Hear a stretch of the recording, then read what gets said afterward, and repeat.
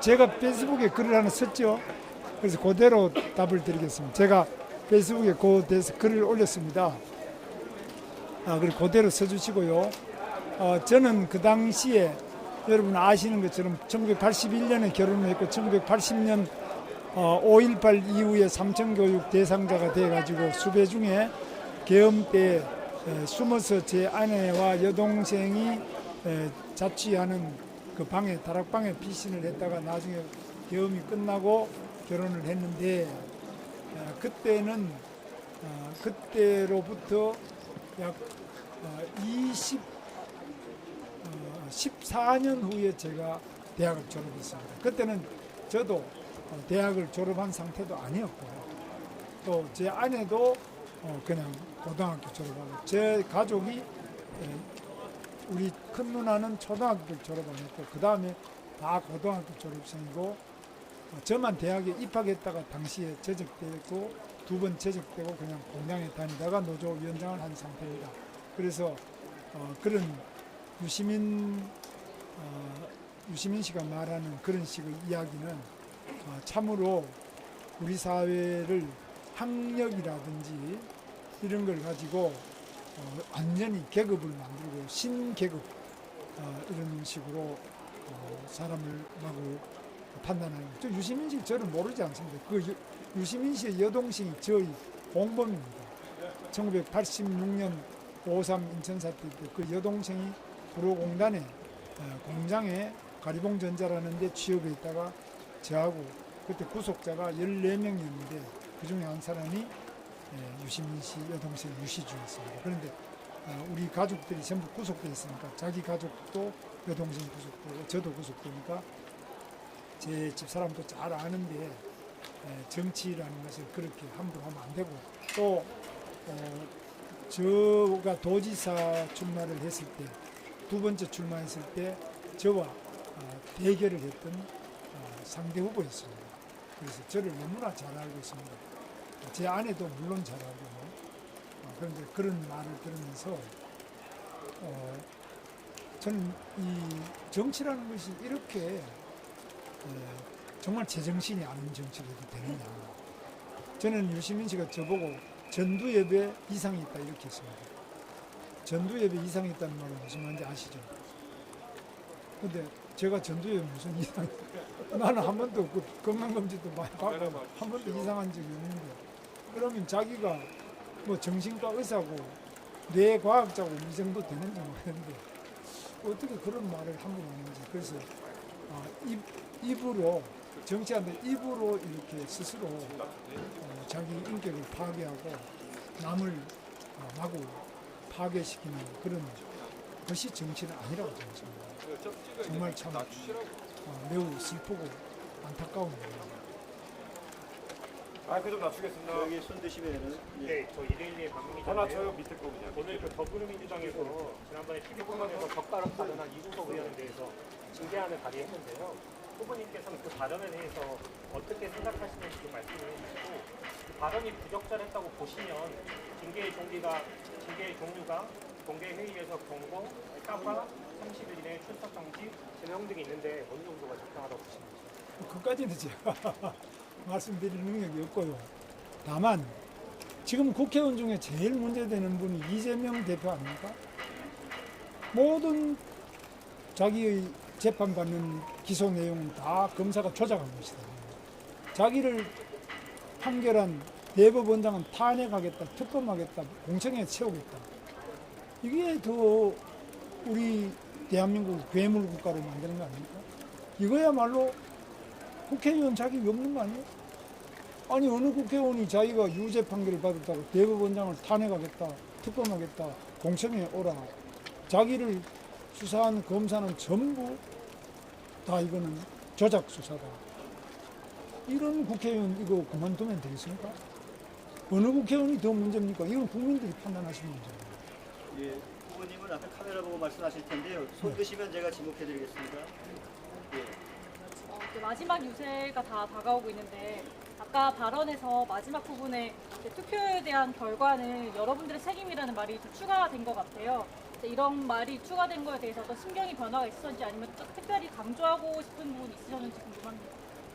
그러니까 우리 민주주의는 민주라는 점을 강조했고요. 민주라는 말은 그것은 주인이기도 하지만 책임이 있다는 말이죠. 이게 두 개가 합쳐져서 민주가 되죠. 민주가 자기 하고 싶은 대로 하고 책임을 안 지는 게 아니라 자기가 권한을 가지되 주권을 가지되 책임을 진다는 두 가지 뜻을 그냥 말씀을 드린 거예요. 네, 또 선보. 네, 후보자님 채널A 손희대입니다. 아까 질문에서 이어진 건데요. 민주당이 이준석 후보 제명안을 이제 진행하는 것 자체에 대해서는 좀 어떻게 보시나요?